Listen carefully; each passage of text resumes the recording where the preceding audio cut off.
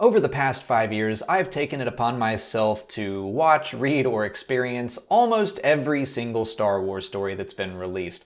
All the movies, TV shows, books, comics, video games, and even virtual reality experiences. Pretty much everything I could get my hands on. I would say that gives me kind of a unique perspective as a Star Wars fan because not everybody does that. There are definitely those of you who do, and I salute you because holy cow, it's a lot of stuff, but I've noticed a few ways that reading and watching everything Star Wars has affected my outlook on Star Wars as a whole, both for the good and the bad. So today I wanted to talk about 2 pros and 2 cons of taking in every single Star Wars story that comes out. First, as a pro, I think that when a Star Wars story doesn't land for me, it doesn't bother me as much as it used to. I don't think I've kept it a secret that The Rise of Skywalker wasn't my favorite. I know there are people out there that absolutely loved it, and I'm thrilled for you, but when I walked out of the theater, I was feeling a little disappointed. And then the next day, I had pretty much moved on. I mean, we still had the season finale of The Mandalorian to look forward to. I was still riding high on Star Wars Jedi Fallen Order. There were comics and reference books to read, and all of that new stuff continues to excite me. I think I walk away from most Star Wars stories going like, yeah, that was enjoyable, good enough. Not every single book or comic or movie has to blow me away, and it wouldn't be realistic to expect every single Star Wars story to do so. But every new story is an opportunity for something unexpected and surprising. Most recently, that was Fallen Order for me. Also The Mandalorian, Alphabet Squadron really surprised me last year. I have this unending list of things to look forward to that might become my new favorite thing. If all I did was watch the movies, which I do think is the experience for most Star Wars fans, not all of them, and probably not you if you're watching this video and subscribe to this channel, but if all I did was watch the movies and I didn't have another one to look forward to for 3 years, Episode 9 might have hit me a little bit harder. But out of these past 5 years, most of my favorite Star Wars stories have not been from the movies. They've been in the books, the comics, the TV shows, and the games. On the flip side of that, as a con, reading and watching every single Star Wars story means there are just that many more opportunities for mistakes and inconsistencies. Again, it is totally unrealistic to expect a fictional universe based in myth to be perfectly consistent.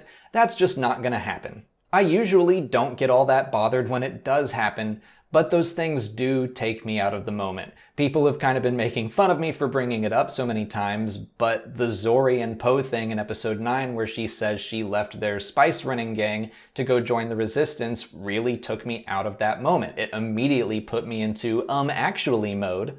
I know the Visual Dictionary has laid it all out in a timeline, and we've got a book coming up that's going to explain it all even further, but in that moment, my nerd brain just picked up on it and I stopped watching the movie. I wasn't present in the movie, instead I was trying to figure out the timeline on my own.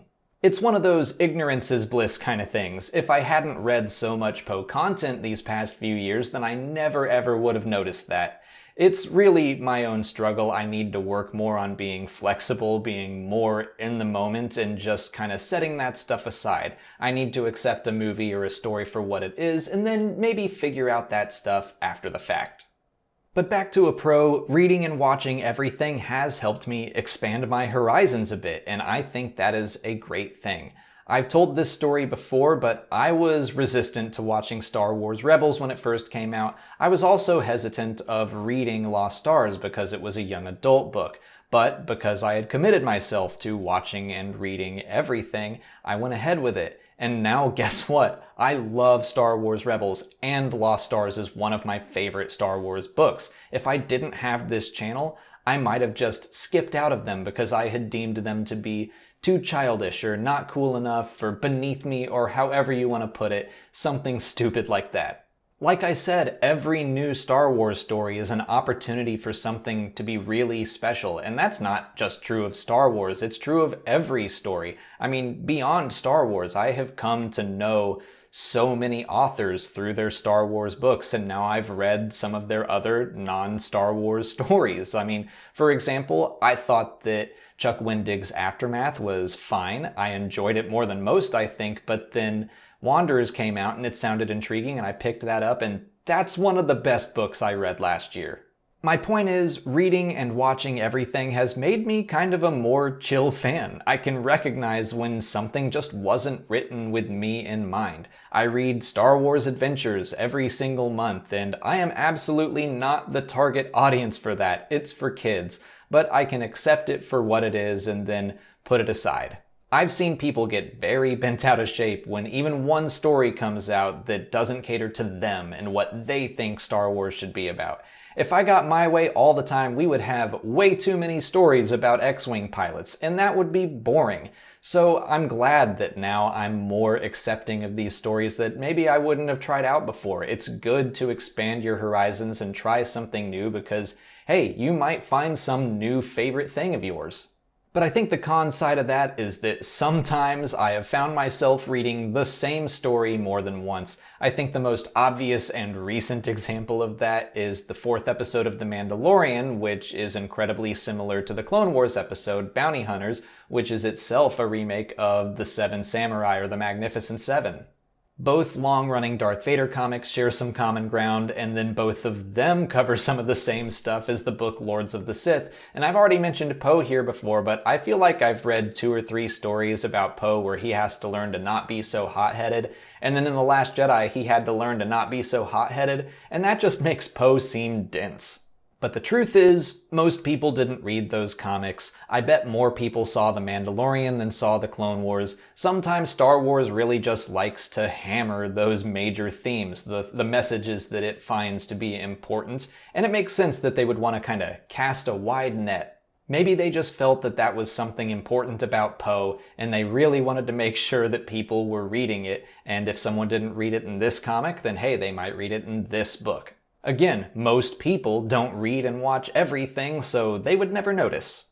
Before wrapping up, I do want to make it very clear that I do not in any way think that reading and watching every single Star Wars story makes me a better fan than anyone else.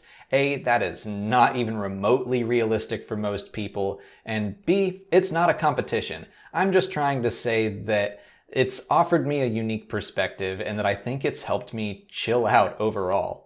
It's helped me go with the flow a little better, and for me, thankfully, the pros far outweigh the cons.